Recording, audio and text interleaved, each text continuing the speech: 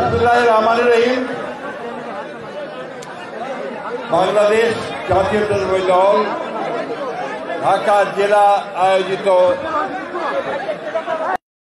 আজকের এই জনসভার সংগ্রামী সভাপতি জনাব খন্দকার আশফাক, সংগ্রামী জননেতা, এখানে উপস্থিত আছেন ঢাকা জেলা ঢাকা বিভাগে সহকারী সাংগঠনিক সম্পাদক টিটো, আছেন সহকারী সাংগঠনিক সম্পাদক আজাদ, ঢাকা জেলার সংগ্রামী সাধারণ সম্পাদক নিপুণ রায়, আমাদের বিএনপি কেন্দ্রীয় কমিটির নেতৃবৃন্দ, ঢাকা জেলার নেতৃবৃন্দ এবং ধামরাইয়ের জনসাধারণ এবং ঢাকা জেলার বিভিন্ন থানা থেকে আগত প্রিয় ভাই ও বোনেরা, আসসালামু আলাইকুম।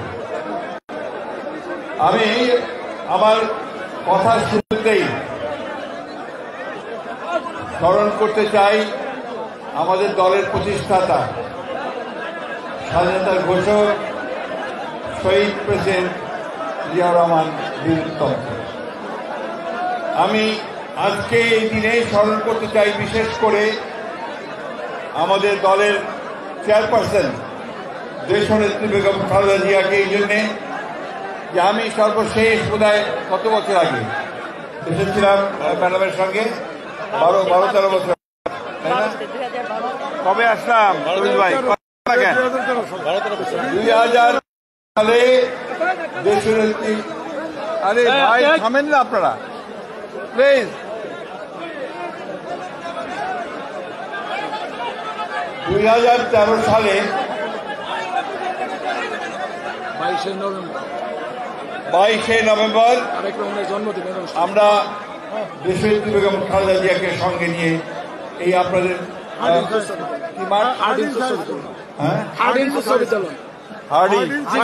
হার্ডি হাই স্কুলে আমরা এসেছিলাম জনসভাতে। একটু বেশি বেলা হয়ে গিয়েছিল, সন্ধ্যার দিকেই জনসভা শেষ হয়েছিল, মনে আছে আপনাদের ধামরাই হচ্ছে বিএনপির ঘাঁটি, ঠিক না? এই সঙ্গে আজকে স্মরণ করতে চাই আমাদের আরেকজন নেতা, যিনি আমাদেরকে ছেড়ে চলে গেছেন, ব্যারিস্টার জিয়াউর রহমান। স্মরণ করতে চাই তারও আগে জাতীয় নেতা ছিলেন, প্রধান মুখ্যমন্ত্রী ছিলেন আতাউর রহমান সাহেব। এবং আজকে সবচেয়ে বেশি করে শ্রদ্ধা জানাতে, সম্মান জানাতে চাই আমাদের ভারপ্রাপ্ত চেয়ারম্যান জনাব তারেক রহমান সাহেবকে, কারণ তিনি এই দীর্ঘ বছরগুলোতে আমাদের নেতৃত্ব দিয়ে আজকে এই জায়গায় আমরা এসে পৌঁছেছি যে ফ্যাসিস্ট হাসিনা সরকার পালিয়ে গেছে, তাই না? আমি রাস্তায় আস্তে আস্তে আপনাদেরকে ঢুকতে ঢুকতে যেটা লক্ষ্য করলাম, আপনারা সবাই অত্যন্ত আনন্দের সঙ্গে, উচ্ছ্বাসের সঙ্গে এখানে উপস্থিত হয়েছে। আমি আমার ছোট ভাইদের অনুরোধ করব, যারা তরুণ, ছাত্র দল, যুব দল, স্বেচ্ছাসেবক দল, যে অযথা শুধুমাত্র স্লোগান দিয়ে অথবা কিছু মনে করবেন না, শুধু ভাই ভাইয়ের স্লোগান দিলে কিন্তু হবে না। স্লোগান দিতে হবে জিয়াউর রহমানের নামে, স্লোগান দিতে হবে খালেদা জিয়ার নামে, স্লোগান দিতে হবে। একবারও শুনলাম না আপনাদের কাছে তারেক রহমান সাহেবের স্লোগান, আমি একবারও শুনিনি। খালেদা জিয়ার স্লোগান একবারও শুনিনি। আর এখন দিলে তো হবে না ভাই, এখন দিলে হবে না, এখন না, পরে পরে, এখন দিলে হবে না। প্লিজ থামেন, থামেন, থামেন, থামেন, প্লিজ থামেন। এই রাজনীতিগুলো আপনাদেরকে বুঝতে হবে। এখানে গোটা ঢাকা জেলার সমাবেশ হচ্ছে, তাই না? এখানে যদি আপনারা শুধু ভাই ভাইয়ের স্লোগান দেন, তাহলে রাজনীতিটা কোথায়? ঠিক না? আমাদের রাজনীতি আমরা একটা হচ্ছে যে আমরা তারেক রহমানের নেতৃত্বে অতি দ্রুত নির্বাচন চাই। এই নির্বাচনের স্লোগান আপনাদের কাছে আমি শুনে, এটা শোনা উচিত ছিল। বন্ধুগণ, ভাইয়েরা এবং আমার ছেলেরা, আমি অনেক বয়স্ক মানুষ, আমি আপনাদের সামনে যে কথাগুলো আজকে বলতে চাই, এই কথাগুলো আপনি যদি একটু মনোযোগ দিয়ে শোনেন তাহলে আমি অত্যন্ত খুশি হব। আমরা একটা ফ্যাসিস্ট হাসিনা সরকারকে তাড়িয়েছি, তাই না? পালিয়ে গেছে। 15টা বছর আমাদের উপরে যে অত্যাচার নির্যাতন চালিয়েছে, আর কোনো এই ওকে নিয়ে আসো, এখানে বক্তৃতাও করবে, যে চিৎকার করছে তাকে এখানে নিয়ে আসেন, ও বক্তৃতা করবে। ফাজিল কোথাকার। বন্ধুগণ, এই 15 বছর আমাদের উপর দিয়ে যে অত্যাচার নির্যাতন নিপীড়ন গেছে, তা পৃথিবীর ইতিহাসে কোন গণতান্ত্রিক দলের উপর এত অত্যাচার নির্যাতন চলেছে বলে আমার জানা নাই। আপনাদের এখানে খুঁজলে খুব কম মানুষ পাওয়া যাবে যাদের বিরুদ্ধে মিথ্যা মামলা নেই, তাই না? গায়েবী মামলা নেই, তাই না? জেলে যাননি এরকম লোক খুব কম খুঁজে পাবেন। এবং শহীদ হননি এরকম অনেকেই আছে আপনাদের এই জেলায়, আপনাদের সাভারে আছে, ধামরাই আছে, সব জায়গায় তুলে নিয়ে গেছে, গুম করে দিয়েছে, এক্সট্রা জুডিশিয়াল কিলিং অর্থাৎ বিনা বিচারে হত্যা করেছে, আপনার রাস্তার মধ্যে গুলি করে হত্যা করেছে। এমনকি এই বাবা প্লিজ চিৎকার করো না, এমনকি থানায় নিয়ে গিয়ে গুলি করে হত্যা করেছে, পঙ্গু করে দিয়েছে গুলি করে, ঠিক না? বাসায় কেউ থাকতে পারেনি। আমার এখনো মনে আছে, আমি জেলে গেলাম শেষবারের মতো, তা আমি অনেককে পেলাম আপনাদের এই অঞ্চলের, সাভারের, ধামরাইয়ের, কেরানীগঞ্জের, দোয়ার অঞ্চলের, এই সমস্ত যেগুলো আমাদের এই ঢাকা জেলার, তাদের অসংখ্য ছাত্র, ছেলে, যুবদল নেতা, বিএনপি নেতা তার জেলের মধ্যে। তাদেরকে রাস্তা থেকে তুলে নিয়ে গেছে, বাড়ি থেকে তুলে নিয়ে গেছে, গার্মেন্টস ফ্যাক্টরিতে চাকরি করে, কাজ করে, তাকে তুলে নিয়ে গেছে এবং কোন বিচারের ব্যবস্থা হয় নাই। বন্ধুরা, এই যে এটা থেকে আমাদের স্বয়ং আমাদের চেয়ারপারসন দেশের বেগম খালেদা জিয়াও কিন্তু রেহাই পান নাই। তাকে মিথ্যা সাজা দিয়ে, মিথ্যা মামলাতে সাজা দিয়ে তাকে 6 বছর বন্দী করে রেখেছে। 2 বছর ওই আপনার পুরনো ঢাকার সেই একেবারে ইঁদুর দৌড়ায় এরকম ঘরের মধ্যে বন্দী করে রেখেছিল। তারপরে 2 বছর হাসপাতালে রেখেছিলেন বন্দী করে, আর 2 বছর বাড়িতে গৃহবন্দী করে রেখেছিল। আল্লাহর অশেষ রহমতে ছাত্র জনতার অভ্যুত্থানের পরে তিনি যখন মুক্ত হলেন, তার চিকিৎসার জন্য তাকে ফিরে আসবেন। বন্ধুগণ, আজকে আমাদের ভারপ্রাপ্ত চেয়ারম্যান, আমাদের নেতা তারেক রহমান, বাবা এই বাবা প্লিজ অনুরোধ করছি একটু ভাই, তাকে মিথ্যা মামলা দিয়ে আটক করে রাখা হয়েছিল, তার উপর নির্যাতন করা হয়েছিল, তাকে কপি কলে ঝুলিয়ে উপর থেকে নিচে ফেলে দিয়ে তার কোমর ভেঙে দেওয়া হয়েছিল। আপনি জানেন কিনা আমি জানি, এই কথাগুলো আমি আপনাদেরকে জানাতে চাই। সেই তারেক রহমানকে নির্বাচিত করে তার বিরুদ্ধে 49টা 40টা মামলা, 83টা মামলা দিয়ে তাকে দেশে যেন না আসতে পারে তার ব্যবস্থা করে। বন্ধুগুলো, এখনো সেই মামলা শেষ হয় নাই, আমাদেরও সেই মামলাগুলো এখনো শেষ হয় নাই। আমরা এখনো কোর্টে যাই, আমাদেরকে হাজিরা দিতে হয়। বন্ধুগণ, ছিল না, প্লিজ প্লিজ একটু দাঁড়ান, একটু দাঁড়ান, আপনারা একটু অপেক্ষা করেন, আমি নিজে করছি, কোনো প্রবলেম নেই।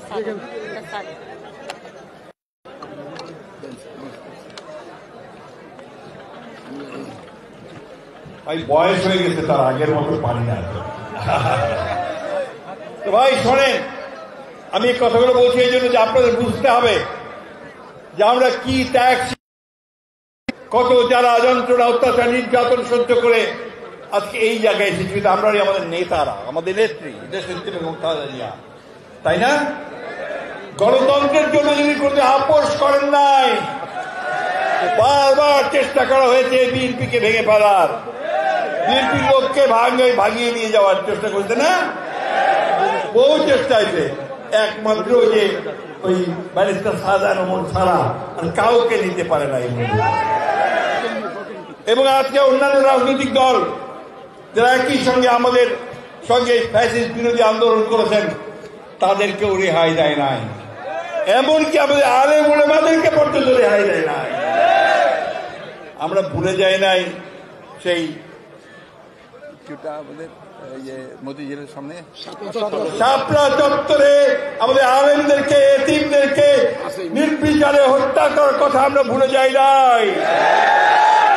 আমরা ভুলে যাই নাই জামাত ইসলামের নেতাদেরকে ফাঁসি দেওয়ার কথা।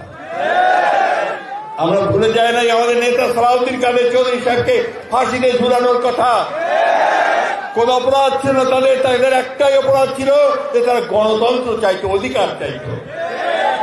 তার অধিকার, আমরা দেশের মানুষের অধিকারের জন্য আন্দোলন করতে বন্ধুগণ, এই হাসিনার সরকার, ফ্যাসিস্ট আওয়ামী লীগ সরকার অত্যন্ত সুপরিকল্পিত ভাবে এই দেশ থেকে রাজনীতিকে চিরতরে নির্বাচিত করবার জন্য ওই একটা মাত্র দল, তার দল থাকবে আর কোন দল থাকবে না, এইভাবে সে পরিকল্পনা করে এগিয়ে যাচ্ছিল। বন্ধুগণ, করতে গিয়ে কি করেছে? রাষ্ট্রের সমস্ত ব্যবস্থাটাকে ধ্বংস করেছে। সব যে সমস্ত ইনস্টিটিউশন অর্থাৎ আপনার প্রতিষ্ঠানগুলো আছে, এই প্রতিষ্ঠানগুলো সবচেয়ে আগে ধ্বংস করেছে নির্বাচন ব্যবস্থা।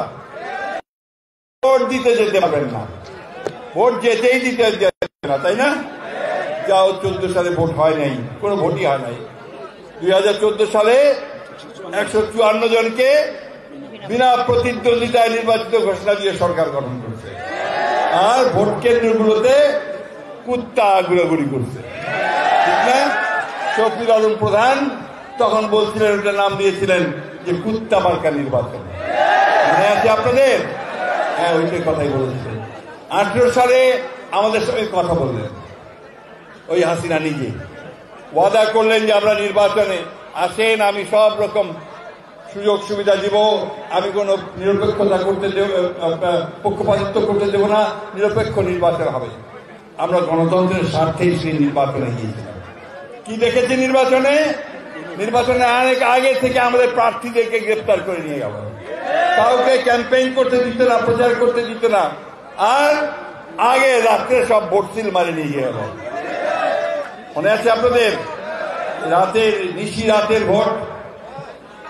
তারপরে আরেকটা নির্বাচন করলো 5 তারিখে 24 সালে, 24 তাই না? সেটা হচ্ছে কি দামি নির্বাচন। আওয়ামী লীগ প্রার্থী হবে, আবার আওয়ামী লীগের নেতারাই তারা আবার প্রতিপক্ষ বা বিরোধী পক্ষ হবে, প্রতিদ্বন্দ্বী প্রার্থী হবে, তাই না? তামাশা আর কি, তামাশা, ভোটের তামাশা, গণতন্ত্রের তামাশা। এই তামাশা আমাদেরকে দেখিয়েছে এই শেখ হাসিনা।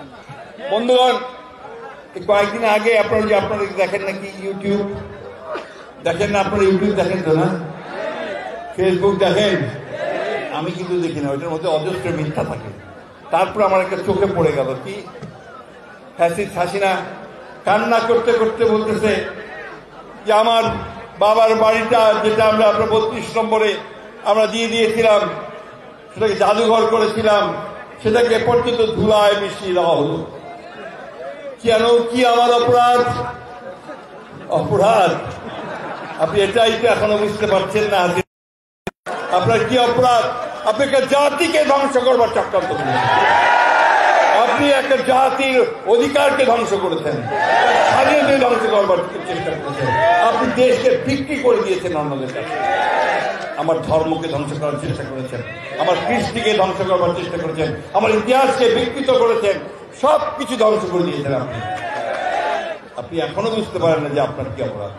আপনার কপাল ভালো, ভাগ্য ভালো যে আপনাকে যারাই হোক সেই হেলিকপ্টারে করে পাচার করে দিয়েছে, তা না হলে আপনাকে খুঁজে পাওয়া যেত না।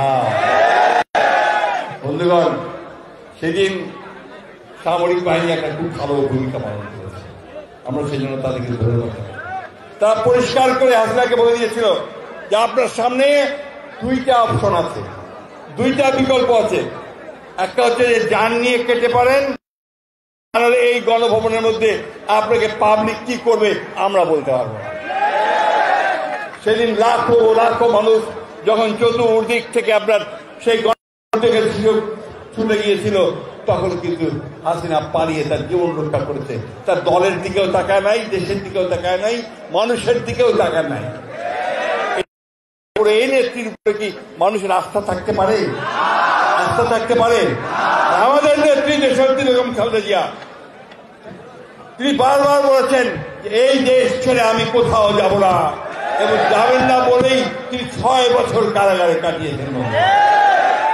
আমাদের প্রতিষ্ঠাতা এই দেশের স্বাধীনতার ঘোষণা দিয়েছিলেন শহীদ প্রেসিডেন্ট জিয়াউর রহমান। ঠিক একইভাবে 1971 সালে যখন আওয়ামী লীগ পালিয়ে গিয়েছিল পাক হানাদার বাহিনীর আক্রমণে, তখন তিনিও পাকিস্তান হানাদার বাহিনীকে আত্মসমর্পণ করে জীবন বাঁচিয়েছিলেন। এই হচ্ছে ইতিহাস বন্ধুগণ, এটা বাস্তব, কেউ অস্বীকার করতে পারবেন না। আজকে সেই আওয়ামী লীগ এবং তারই উত্তরসূরি শেখ হাসিনা আবার ভারতবর্ষ আমাদের বিরুদ্ধে চক্রান্ত শুরু করেছে। প্রতিদিন আওয়ামী লীগারদের বলে তোমরা এখনো পারো না, তোমরা মারো, কাটো, জ্বালায় দাও, এই সমস্ত কথাবার্তা বলতে থাকে, তাই না? আওয়ামী লীগের কেউ আসে? কোথায় গেল সব? কোথায় পলাইল সব? কোথায়? বন্ধুগণ, এইভাবেই পালাতে হয়।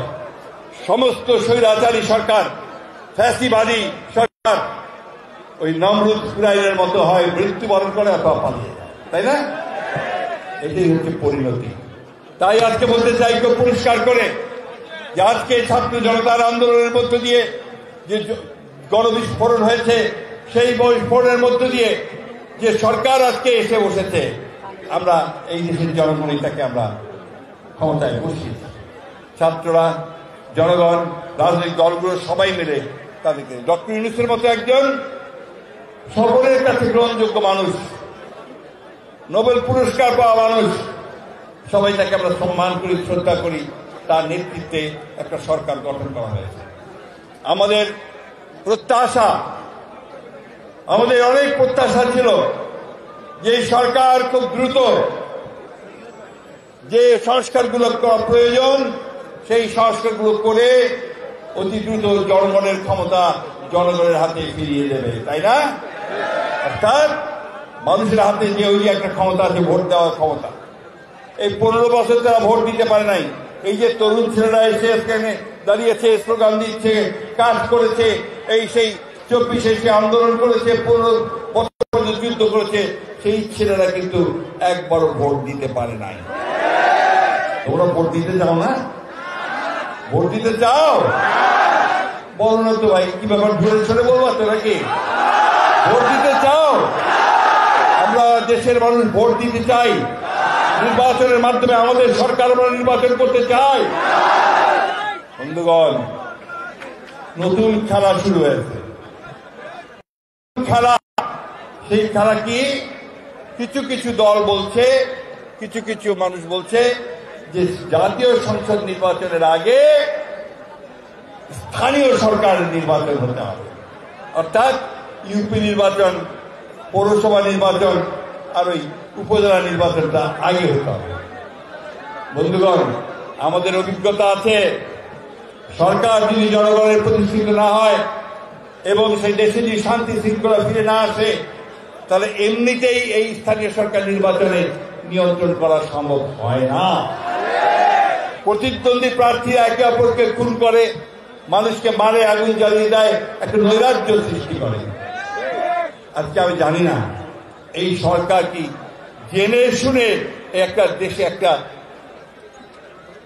নৈরাজ্য সৃষ্টি করতে চান অথবা একটা গৃহযুদ্ধ করার দিকে যেতে চান, আমি জানি না। আমি আশা করবো যে তারা সেটা করতে দেবেন না। তো আমি রাজনৈতিক দলগুলোকে যারা বলছেন, 2-1টা দল যে স্থানীয় সরকার নির্বাচন আগে করতে হবে, তাদেরকে অনুরোধ করে বলতে চাই, দেশকে আর ধ্বংসের দিকে ঠেলে দেবেন না, দেশকে এনার্কির দিকে ঠেলে দেবেন না। আজকে কিছু কিছু মানুষ তারা আপনার ওই ইউটিউবে এবং বিভিন্ন ফেসবুক, বিভিন্ন মাধ্যমে, সোশ্যাল মিডিয়াতে, সামাজিক গণমাধ্যমে বিএনপির বিরুদ্ধে বিষোদ্গার করছে। আরে 15 বছর আমরা লড়াই করলাম, আমাদের 60 লক্ষ মানুষের বিরুদ্ধে মিথ্যা মামলা হলো, আমাদের 20,000 মানুষকে হত্যা করা হলো, 700 মানুষকে গুম করে দেওয়া হলো, সেটার দিকে কারো কোনো খেয়াল নেই। বিএনপি যেন কিছুই করে না। এই উৎখাত ফ্যাসিস্টকে উৎখাত তার ভিত্তি স্থাপন করেছে বিএনপি। তার ভিত্তি স্থাপন করছে রাজনৈতিক দলগুলো যারা ফ্যাসিবাদের বিরুদ্ধে লড়াই করেছে। বন্ধুগণ, আজকে সেই জন্য ভিন্ন কথা বলে বিএনপির বিরুদ্ধে অপপ্রচার করে কোনো লাভ হবে না। অনেকেই এখন বিএনপি সম্পর্কে বিভিন্ন রকম কথা বলতে চায়, বলে বিএনপি সংস্কার চায় না। আরে সংস্কার কি ওটা আমরাই দেখিয়েছি। আমাদের দলের প্রতিষ্ঠাতা শহীদ প্রেসিডেন্ট জিয়াউর রহমান প্রথম সংস্কার করেন 1975 সালে, যখন আওয়ামী লীগ চলে গেল, শেখ মুজিবের পতন হলো। সেই সময় একদলীয় শাসন ব্যবস্থা বাকশাল ছিল, তাই না? কোন রাজনৈতিক দল ছিল না। সংবাদ মাধ্যমগুলো সব বন্ধ করে দেওয়া হয়েছিল। শহীদ প্রেসিডেন্ট জিয়াউর রহমান একদলীয় শাসন ব্যবস্থা থেকে বহুদলীয় শাসন ব্যবস্থা বেরিয়ে এসেছিলেন। তিনি সমস্ত সংবাদপত্রের স্বাধীনতা দিয়ে দিয়েছিলেন, জনগণের গণতান্ত্রিক মৌলিক অধিকারগুলোকে ফিরিয়ে দিয়েছিলেন, তাই না? আর তারপরে তিনি যে অর্থনীতি, যেটা বদ্ধ অর্থনীতি ছিল, সেটাকে খুলে দিয়ে তিনি একটা উন্মুক্ত অর্থনীতি ব্যবস্থা করেছিলেন, ফ্রি মার্কেট ইকোনমির ব্যবস্থা করেছিলেন। আর তারই উত্তরসূরি বেগম খালেদা জিয়া, তিনি সংসদীয় গণতন্ত্র চালু করেছিলেন, পার্লামেন্টারি সিস্টেম অফ গভর্নমেন্ট চালু করেছিলেন। এবং এই তত্ত্বাবধায়ক সরকারের যে বিধান, সেটাও বিএনপি নেত্রী দেশনেত্রী বেগম খালেদা জিয়াই করেছিলেন। এর চেয়ে বড় সংস্কার আর কি হতে পারে? এগুলো মৌলিক সংস্কার ছিল। আর দেশনেত্রী বেগম খালেদা জিয়া 16 সালে তিনি ভিশন 2030 একটা দিয়েছিলেন, অর্থাৎ 2030 সালে বিএনপি কি করবে সেই হিসাবটা তিনি দিয়েছিলেন। সেখানেও পরিষ্কার করে বলেছিলেন যে আমরা রাষ্ট্র ব্যবস্থার পরিবর্তন করতে চাই। আর এইবার 2022 সালে আমাদের নেতা ভারপ্রাপ্ত চেয়ারম্যান তারেক রহমান তিনি 31 দফা দিয়েছেন। সংস্কার করতে হবে, রাষ্ট্র ব্যবস্থার সংস্কার করতে হবে, রূপকাঠামো করতে হবে। কোনটা বলি নাই আমরা বলেছি প্রেসিডেন্ট এবং প্রধানমন্ত্রীর মধ্যে ভারসাম্য আনতে হবে। আমরা বলেছি দ্বিকক্ষ বিশিষ্ট পার্লামেন্ট করতে হবে, যাতে সেখানে সকলের প্রতিনিধিত্ব আছে। আমরা বলেছি জুডিশিয়াল কমিশন করতে হবে, অর্থাৎ বিচার বিভাগের একটা কমিশন তৈরি করতে হবে, প্রশাসনিক কমিশন করতে হবে, এবং নির্বাচনী ব্যবস্থার আমূল পরিবর্তন করে সেখানে অবশ্যই জনগণের জন্য উপযুক্ত একটা নির্বাচন ব্যবস্থা করতে হবে। এগুলো আপনারা দেখেন না, চোখে দেখবেন কেন? ওই যে আপনাদের মাথার মধ্যে ঢুকে গেছে যেখানে যে করেই হোক বিএনপিকে ঠেকাতে হবে। আরে বিএনপিকে ইচ্ছা করলেই ঠেকানো যায়? বহু চেষ্টা হয়েছে। বিএনপির জন্মের পর থেকে বিএনপিকে ভেঙে ফেলার জন্য, বিএনপিকে ধ্বংস করার জন্য বারবার এরশাদ চেষ্টা করেছে, হাসিনা চেষ্টা করেছে, সেই মহিউদ্দিন ফখরুদ্দিন সরকার চেষ্টা করেছে, কেউ সরাতে পারেনি। 15 বছর ধরে এত নির্যাতন, নিপীড়ন, অত্যাচার, হত্যা, মামলা, মোকদ্দমা সব করেছেন। একটা মানুষকে কেউ সরাতে পেরেছে? বন্ধুরা সরাতে পেরেছে নাকি? সবাই আছে না বিএনপির সঙ্গে? জোরে জানান দেন, জোরে জানান দেন। এটা মনে করেন না যে হাসিনা পালাই গেছে বলে আমরা আপনার ক্ষমতা পেয়ে গেছি, এটা মনে করেন না। জনগণের ক্ষমতা সেই দিনই হবে, কিন্তু জনগণের হাতে ক্ষমতা ফেরত আসবে, জনগণ ভোট দিতে পারবে, সেই দিনই বিএনপি আপনার শক্তিশালী হবে। বন্ধুগণ, আজকে আমাদের এখানকার বক্তারা বলেছেন, আমার আগের বক্তারা, যে নিত্য প্রয়োজনীয় দ্রব্যের মূল্য বৃদ্ধি। চালের দাম কত হয়েছে ভাই এখন? কত? জোরে বলেন। 80 টাকা। সাধারণ মানুষ কি এটা কেনা সম্ভব? ডালের দাম বেড়ে গেছে, প্রত্যেকটা জিনিসের দাম, ডিম, মুরগি, মাছ, মাংস, সবকিছুর দাম বেড়ে গেছে, তাই না? আমার যে মা ওই গার্মেন্টসের চাকরি করে, সে একটা ডিম খাওয়াতে চায় তার বাচ্চাটাকে, তাই না? সেই ডিমটুকু সে খাওয়াতে পারে না। বন্ধুগণ, আজকে এই অবস্থা দুঃখজনকভাবে এই সরকারের সেই দিকে কোনো লক্ষণ নেই। এই এখানে কি হয়েছে? আপনারা দয়া করে ভাই থামেন, দয়া করে থামেন।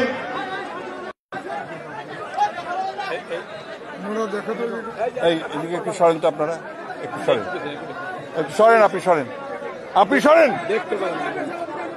দেখে, আপনি সরেন, এইদিকে সরেন, পেছনে যান, নাহলে বসে পড়েন প্লিজ, বসেন ভাই।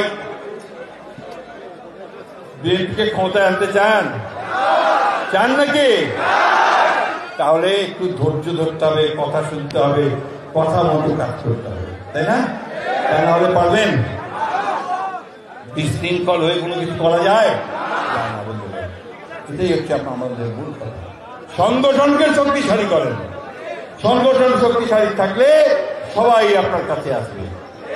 মানুষকে আপনার কাছে আনার চেষ্টা করেন ভালোবাসা দিয়ে,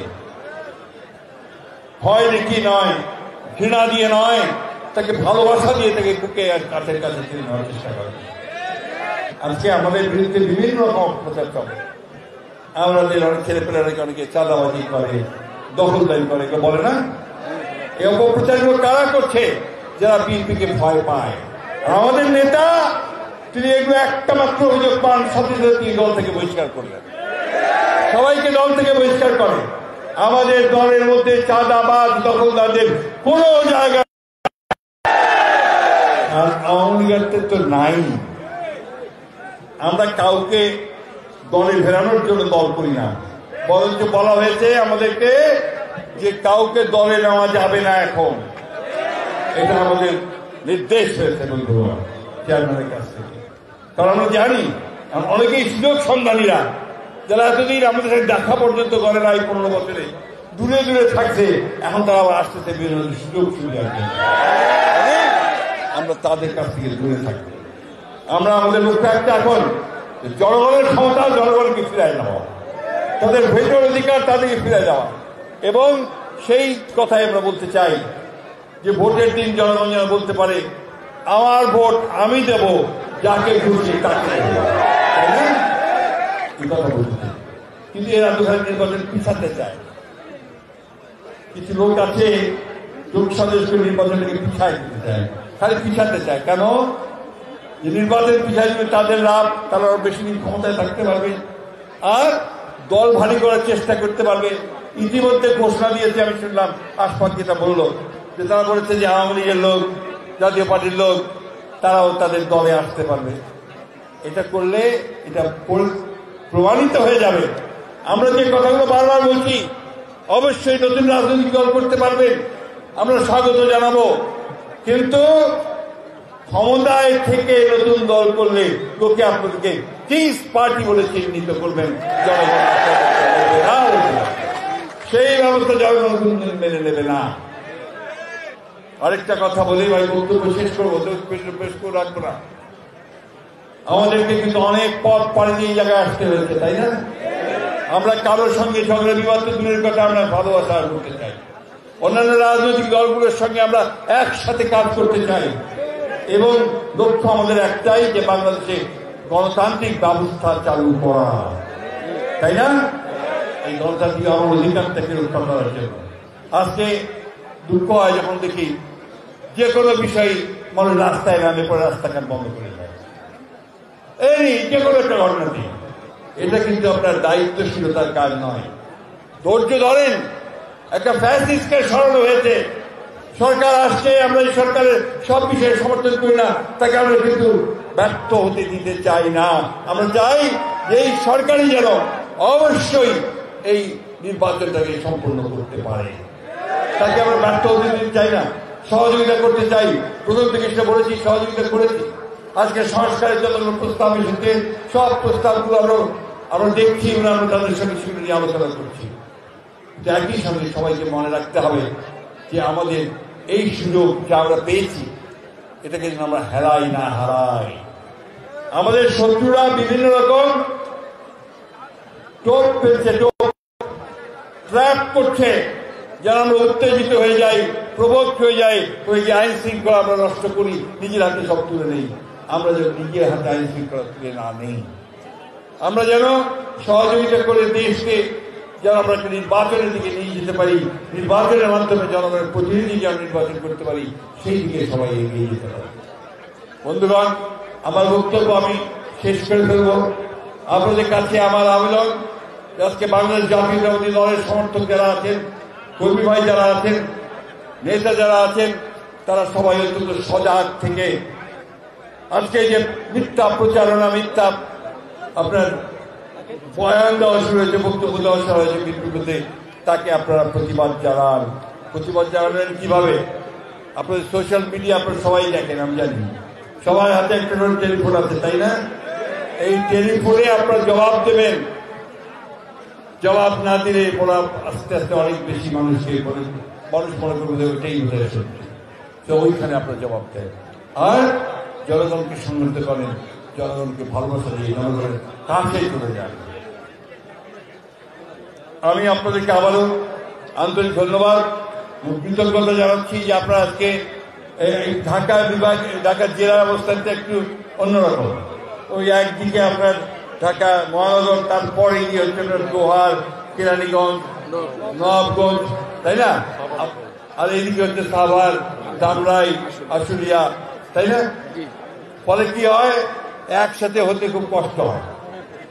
তারপরে আপনারা কষ্ট করে এসেছেন অনেক। আমি রাস্তা দেখেছি অনেক বাস আছে, অনেকে আসতে পারেননি, অনেকে আবার দূর থেকে এসে চলেও যাচ্ছে।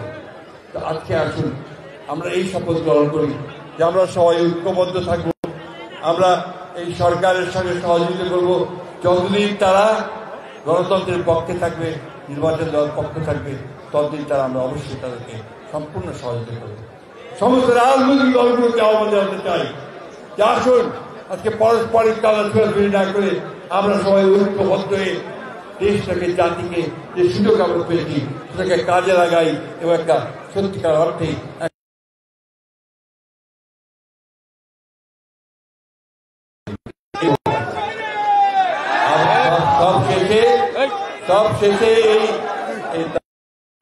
সব শেষে এই দাবি জানাচ্ছি সরকারের কাছে।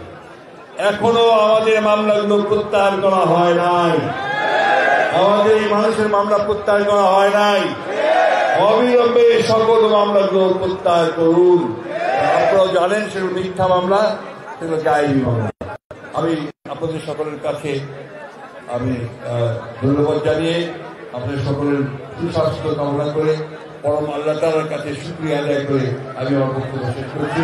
আসসালামু আলাইকুম, খোদা হাফেজ। বাংলাদেশ জিন্দাবাদ, বাংলাদেশ জাতীয়তাবাদী দল ঢাকা জেলা জিন্দাবাদ। ওই যে আমার